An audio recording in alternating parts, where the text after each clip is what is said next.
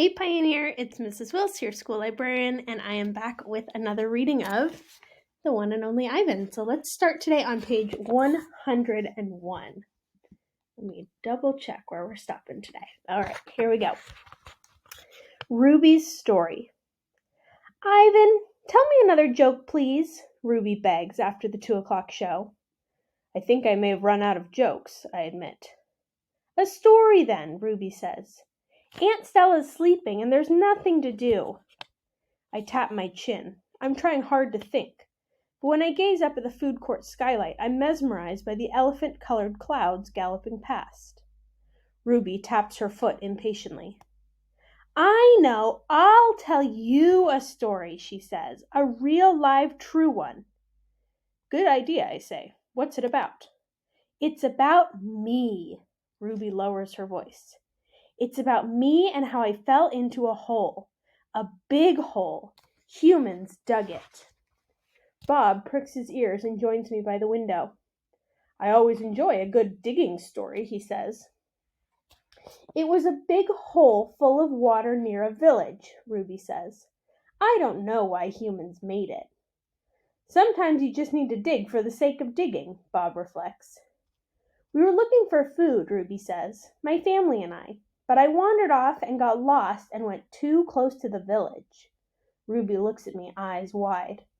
I was so scared when I fell into that hole.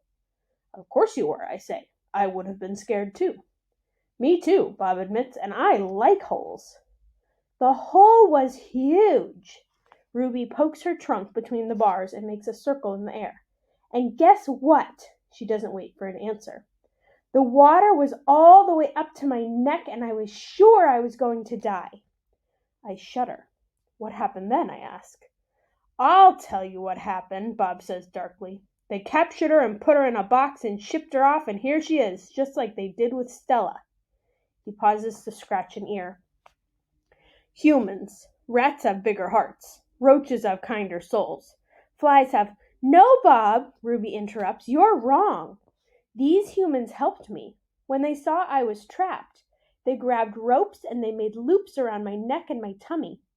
The whole entire village helped, even little kids and grandmas and grandpas, and they all pulled and... Ruby stops. Her lashes are wet, and I know she must be remembering all the terrible feelings from that day. And they saved me, she finishes in a whisper. Bob blinks. They saved you? He repeats. When I was finally out, everyone cheered, Ruby says. And the children fed me fruit. And then all those humans led me back to my family. It took the whole day to find them. No way, Bob says, still doubtful. It's true, Ruby says, every word. Of course it's true, I say. I've heard rescue stories like that before. It's Stella's voice. She sounds weary. Slowly she makes her way over to Ruby. Humans can surprise you sometimes. An unpredictable species, Homo sapiens. Bob still looks unconvinced. But Ruby's here now, he points out. If humans are so swell, who did that to her? I send Bob a grumpy look.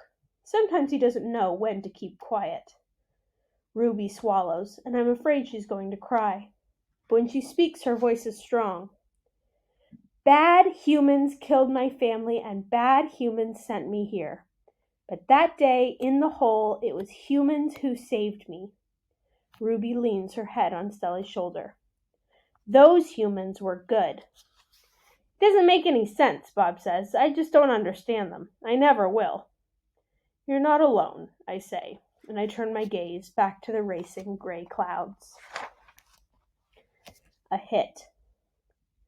Stella's foot hurts too much for her to do any hard tricks for the 2:00 show. Instead, Mac pulls her limping into the ring where she tracks a circle in the sawdust. Ruby clings to her like a shadow. Ruby's eyes go wide when Snickers jumps on Stella's back, then leaps onto her head. At the 4:00 show, Stella can only get as far as the entrance to the ring. Ruby refuses to leave her side. At the 7:00 show, Stella stays in her domain. When Mac comes for Ruby, Stella whispers something in her ear. Ruby looks at her pleadingly, but after a moment she follows Mac to the ring. Ruby stands alone. The bright lights make her blink. She flaps her ears. She makes her tiny trumpet sound. The humans stop eating their popcorn. They coo, they clap. Ruby is a hit. I don't know whether to be happy or sad. Worry. When Julia arrives after the show, she brings 3 thick books, 1 pencil, and something she calls magic markers. Here, Ivan, she says, and she slides 2 magic markers and a piece of paper into my domain. I like the sundown colors, red and purple, but I don't feel like coloring. I'm worried about Stella. All evening she's been quiet, and she hasn't eaten a bit of her dinner. Julia follows my gaze. Where is Stella anyway? She asks, and she goes to Stella's gate. Ruby extends her trunk, and Julia pats it. Hi, baby, she says. Is Stella all right? Stella is lying in a pile of dirty hay. Her breath is ragged. Dad, Julia calls, could you come here a minute? George sets aside his mop. Do you think she's okay, Dad? Julia asks. Look at the way she's breathing. Can we call Mac? I think there's something really wrong. You must know about her. George rubs his chin. He always knows. But a vet costs money, Jules. Please, Julia's eyes are wet. Call him, Dad. George gazes at Stella. He puts his hands on his hips and sighs. He calls Mac.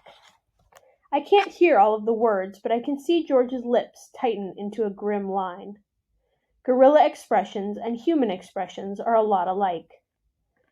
Mac says the vet's coming in the morning if Stella's not any better, he tells Julia. He says he's not going to let her die on him, not after all the money he's put into her. George strokes Julia's hair. She'll be all right. She's a tough old girl. Julia sits by Stella's domain until it's time to go home. She doesn't do her homework. She doesn't even draw. The promise. My domain gleams with moonlight when I awake to the sound of Stella's calls. Ivan, Stella says in a hoarse whisper. Ivan. I'm here, Stella. I sit up abruptly, and Bob topples off my stomach. I run to a window. I can see Ruby next to Stella sleeping soundly. Ivan, I want you to promise me something, Stella says. Anything, I say. I've never asked for a promise before because promises are forever, and forever is an unusually long time, especially when you're in a cage. Domain, I correct. Domain, she agrees. I straighten to my full height. I promise, Stella, I say in a voice like my father's. But you haven't even heard what I'm asking yet, she says, and she closes her eyes for a moment. Her great chest shudders. I promise anyway. Stella doesn't say anything for a long time. Never mind, she finally says. I don't know what I was thinking. The pain is making me addled. Ruby stirs. Her trunk moves as if she's reaching for something that isn't there. When I say the words, they surprise me. You want me to take care of Ruby. Stella nods, a small gesture that makes her wince. If she could have a life that's different from mine, she needs a safe place, Ivan. Not here, I say. It would be easier to promise to stop eating, to stop breathing, to stop being a gorilla. I promise, Stella, I say. I promise it on my word as a silverback. Knowing. Before Mac, before Bob, even before Ruby, I know that Stella is gone. I know it the way you know that summer is over and winter is on its way. I just know. Stella once teased me that elephants are superior because they feel more joy and more grief than apes. Your gorilla hearts are made of ice, Ivan, she said, her eyes glittering. Ours are made of fire. Right now I would give all the yogurt raisins in all the world for a heart made of ice. 5 men. Bob heard from a rat, a reliable sort, that they tossed Stella's body into a garbage truck. It took 5 men and a forklift. Comfort. All day I try to comfort Ruby, but what can I say? That Stella had a good and happy life, that she lived as she was meant to live, that she died with those who loved her most nearby. At least the last is true. Crying. Julia cries all evening, while her father sweeps and mops and dusts and cleans the toilets. When George sees Mac, he runs to him. I can only hear a few of his words. Vet, should have, wrong. Mac shrugs. His shoulders droop. He leaves without a word. When George wipes the fingerprints off my glass, his cheeks are wet. He doesn't meet my eyes. The one and only Ivan. When all the humans have left, I send Bob to check on Ruby. How is she? I ask when he returns. She was shivering, Bob says. I tried to cover her with hay, and I told her not to worry because you were going to save her. I glare at him. You told her that? You promised Stella. Bob lowers his head. I wanted to make the kid feel better. I shouldn't have made that promise, Bob. I just wanted... I point to Stella's domain, and for a moment it seems like I've forgotten how to breathe. I wanted to make Stella happy, I guess, but I can't save Ruby. I can't even save myself. I flop onto my back. The cement is always cold, but tonight it hurts. Bob leaps onto my belly. You are the one and only Ivan, he says. Mighty Silverback. He licks my chin, and he's not even checking for leftovers. Say it, Bob commands. I look away. Say it, Ivan. I don't answer, so Bob licks my nose until I can't stand it any longer. I'm the one and only Ivan, I mutter. And don't you ever forget it, he says. When I gaze at the food court skylight, the moon Stella loved is shrouded in clouds. All right, my friends, that was a sad one today. We'll be back tomorrow with more, but I hope you're enjoying the book. See you later.